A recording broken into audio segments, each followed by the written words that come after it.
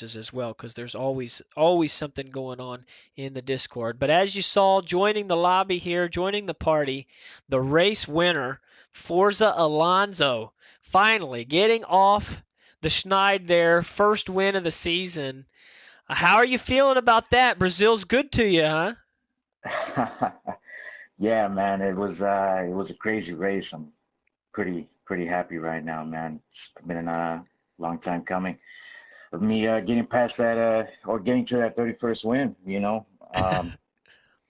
Yeah, Brazil isn't really one of my favorite tracks, to be honest. I gotta say it's one of my least favorite, but yeah, just it just worked out, man. It worked out. Crazy battle at the end, though. Yeah, it was exciting to watch, and you talk about it working out after so many races this season not working out.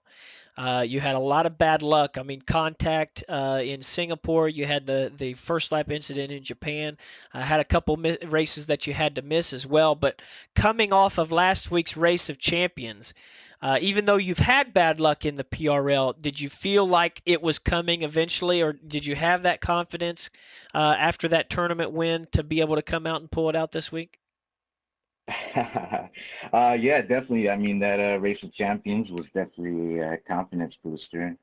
I was pretty confident in Russia as well. Unfortunately, there was a couple times where in that race that things didn't go my way, but I knew that I had it, you know, and I could have gotten the win. Couple races, but it's finally here, and yeah, I'm really happy. I do want to say that at the start of the race, I know Majako had some crazy, I don't know, it was some crazy lag or something because his car like just went off to the side like crazy out of nowhere. And I know on my end, I didn't make no contact or anything. So yeah, Yeah, but yeah, he's in the chat as well, and we saw it. We saw what looked to be. It looked to me like some sort of latency or net code deal because we didn't see any contact, but clearly it looked like there was some on his screen. So I'm sure he will agree once he looks at the replay that there was some sort of extracurricular activities there with the internet connection.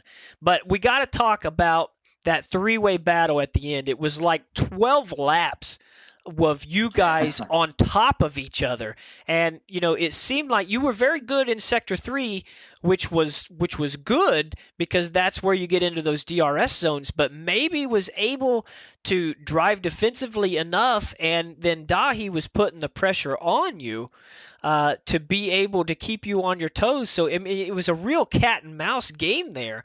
And then Dahi got around you, and it looked a little bleak there for a moment. But the incident there between the top two opened the door for you. Talk to us about that battle and how you approached it, the kind of strategy you were looking for. Were you being patient at times to try and find that right moment, or were you just all out aggressive and just those guys were just holding you off? yeah, man, that was an intense battle. That's definitely one that I'm gonna be remembering for a while. Um, I mean, like good job to all three of us for racing so close to each other right there. It was intense, man. My heart was beating that whole time like crazy. You know what I mean? We were all out right there. There was like literally no space. I'm surprised none of us got any like wing damage or anything because of how close we were. Right. Um, yeah, maybe was like he was crazy good coming out of the end of sector 3, and then um, he defended really well on the first DRS zone.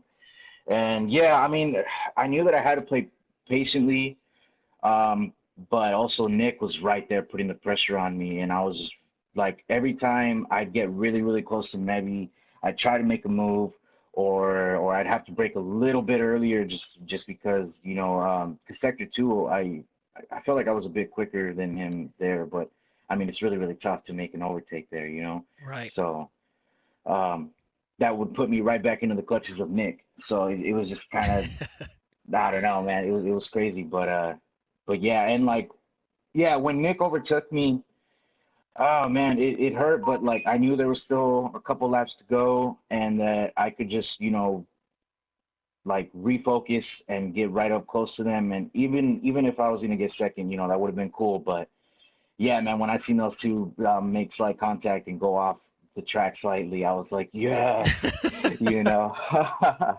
Finally, the door opened for you, and you did not hesitate to take it. And we could tell that unshakable confidence that you had there, even though you lost that position, everything was still on the table, and you were able to bring it all home. So what does this mean for the end of the season? Is this the jumping the springboard to put yourself back into this championship hunt? We've got a lot of races left. We're not quite halfway in this season. So how do you feel going forward from here? well, I'm definitely confident with the tracks coming up, but I know that both Machako, Mevi, and Dubsy, for sure. I mean, they're all three of them are very, very strong. They're very, very good racers, great pace. So I know it's not going to be easy. Unfortunately, I missed out on a really good handful of points, the past few races. So it might be tough, but I'm definitely going to give it my all. Definitely going to make a strong charge. Whether that's the challenge for the title or not, I don't know. But at least make my presence known again. Well, we're looking forward to seeing it. So Hungary, you feel real good about Hungary? Is this one of your good tracks?